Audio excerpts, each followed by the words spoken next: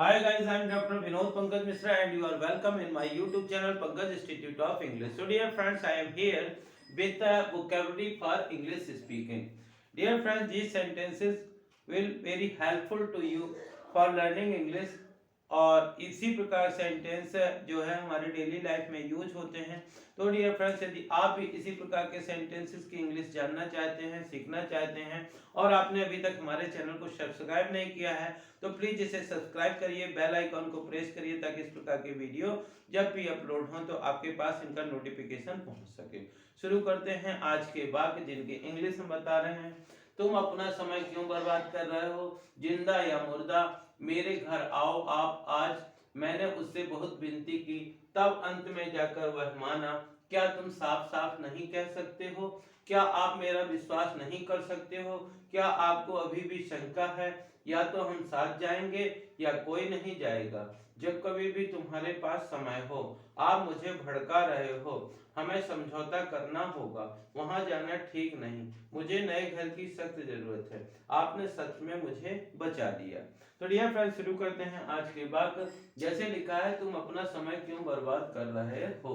तो dear friends, जब कभी भी कोई जानता है, जिनको अनुभव होता है कि जो काम कर रहे हो आप उसमें आपको या तो सफलता नहीं मिलेगी या वो काम आपके लिए अच्छा नहीं है, तो इस प्रकार से बोलते हैं कि तुम अपना समय क्यों बर्बाद कर रहे हो। इसको इंग्लिश में बोलते हैं why are you wasting.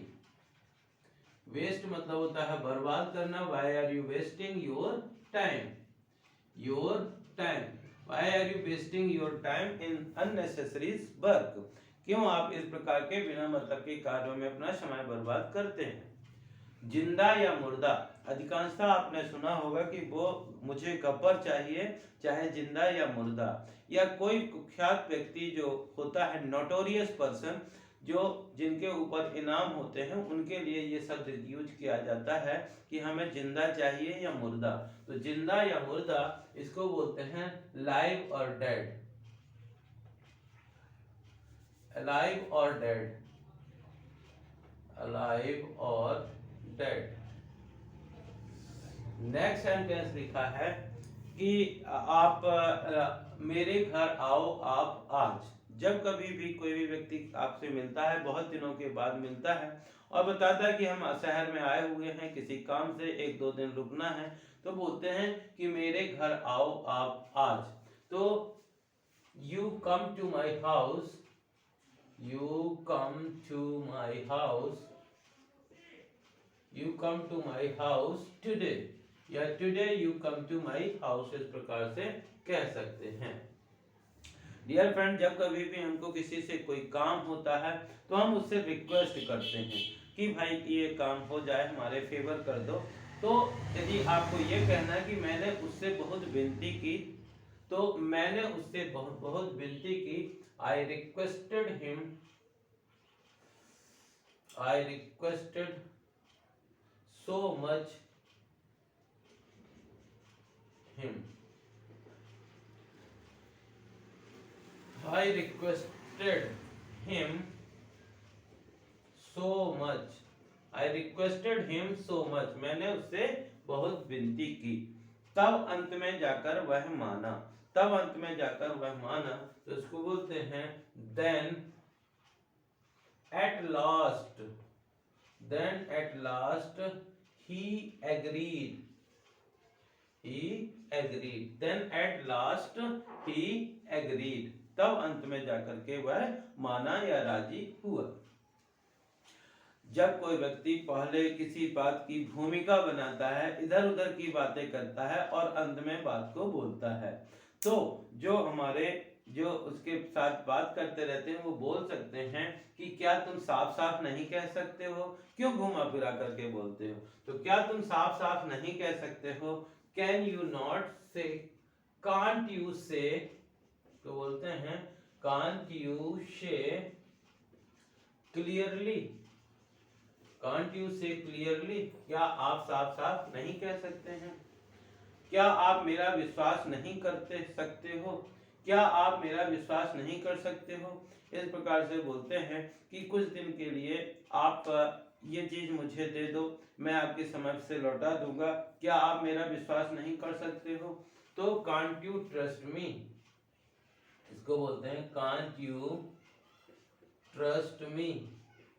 Can't you trust me, क्या आप मेरा विश्वास नहीं कर सकते हो? क्या आपको अभी भी शंका है? जब किसी चीज में डाउट होता है उसको हम क्लियर कर लेते हैं, तब भी इस प्रकार से लगता है कि अभी चीज क्लियर नहीं हुई है, तो हम पूछते हैं क्या आपको अभी भी शंका है? तो बोलते हैं इसको are you still suspicious? Suspicious, are you still suspicious? Suspicious मतलब जिसको शंका हो। या तो हम साथ जाएंगे, कभी कभार ऐसा लोग शर्त रखते हैं कि भाई हमको वहां पे जाना है, पूरे परिवार के साथ जाना है, तो या तो हम साथ जाएंगे, तो इसको बोलते हैं आइदर, या इसको इधर भी either we will go together, either we will go together, या तो हम साथ जाएंगे या कोई नहीं जाएगा, और नो वन विल गो, और नो वन विल गो। इस सेंटेंस को आप बड़ा सहज करके दोनों सेंटेंस को एक साथ बोल सकते हैं कि या तो हम साथ जाएंगे या कोई नहीं जाएगा, either we will go together और नो वन विल गो। तो डियर फ्रेंड्स, ऐसे बोलते हैं कि जब कभी भी तुम्हारे पास समय हो, जब कभी भी तुम्हारे पास समय हो तो उसे कॉल कर लेना, जब कभी भी तुम्हारे पास समय हो तो इस किताब को पढ़ लेना, जब कभी भी तुम्हारे पास समय हो तो मेरे यहाँ आ जाना, इस प्रकार से। तो जब कभी भी तुम्हारे पास समय हो, इसको बोलते हैं whenever you have time, whenever you have time, जब कभी भी तुम्हारे पास समय हो। नेक्स्ट सेंटेंस, जब कोई हमको किसी के खिलाफ, किसी के अगेंस्ट कुछ बात बोलता है और उसकी बातें बताता है जो उसे नहीं बताना चाहिए, तो हम बोलते हैं कि आप मुझे भड़का रहे हैं। तो आप मुझे भड़का रहे हैं, इसको इंग्लिश में बोलेंगे you are provoking me. Provoke मतलब होता है भड़काना, तो यू आर प्रोवोकिंग मी, इस प्रकार से।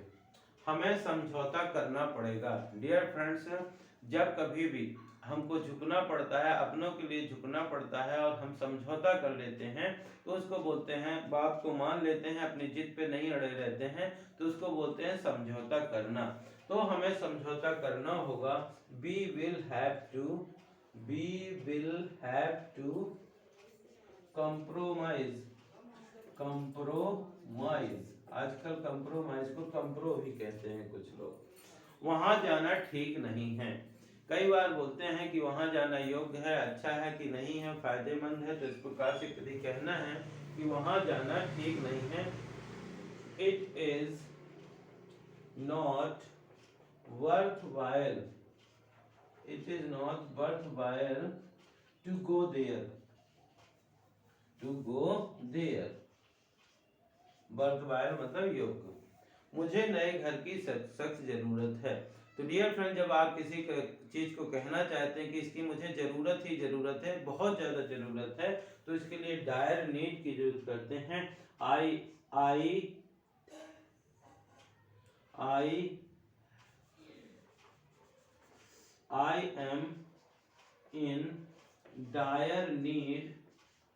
I am in dire need of new house. I am in dire need of new house। और आपने सच में मुझे बचा लिया। यदि कोई व्यक्ति कुछ ऐसा काम करने जा रहा था जिससे उसको नुकसान होने वाला था और आपने उसको बचा दिया, तो कहते हैं आपने सच में मुझे बचा लिया, तो you really saved me,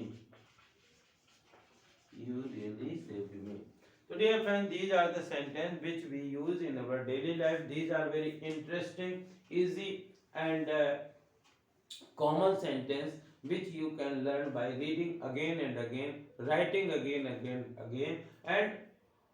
listening again and again. तो डियर फ्रेंड्स, यदि आप इसी प्रकार के सेंटेंस यूज करना चाहते हैं तो इनको बार बार पढ़िए, बार बार सुनिए या बार बार लिखिए, जिससे आप इनका प्रयोग कर सकें। एक बार शुरू से बोलते हैं, तुम अपना समय क्यों बर्बाद कर रहे हो? Why are you wasting your time? Why are you wasting your time?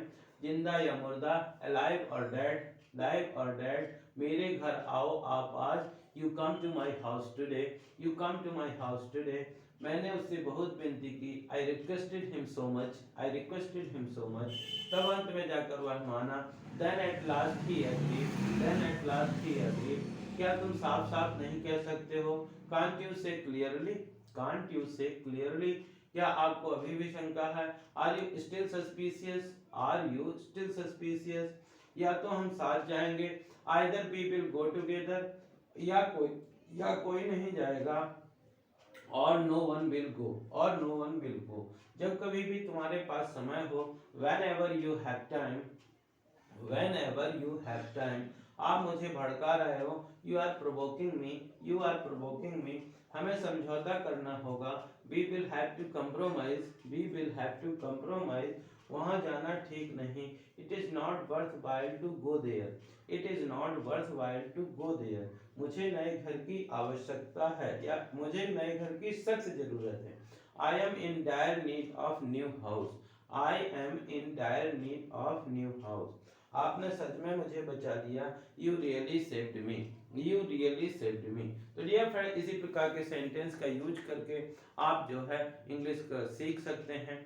और आपको इस प्रकार के ये सेंटेंस यदि पसंद आए हों, अच्छे लगे हों, तो इन्हें ज़्यादा से ज़्यादा लाइक करिए, शेयर करिए, और यदि आप चैनल के लिए नए हैं तो प्लीज़ इसे सब्सक्राइब करिए, बेल आइकन को प्रेस करिए, ताकि इस प्रकार के वीडियो जब भी अपलोड हों तो आपके पास तक उनका नोटिफिकेशन पहुंच सके।